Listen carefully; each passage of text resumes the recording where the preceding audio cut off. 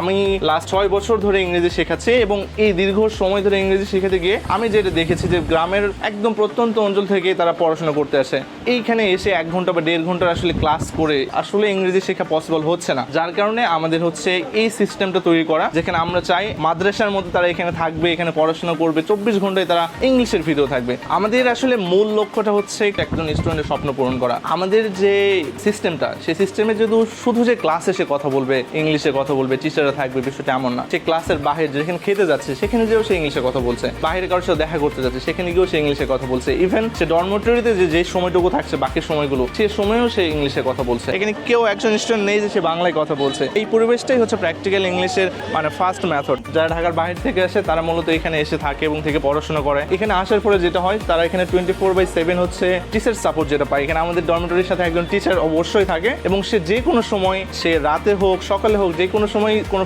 সমস্যা ফেস করলে সাথে সাথে সে টিচারের সাপোর্ট পেয়ে যায়।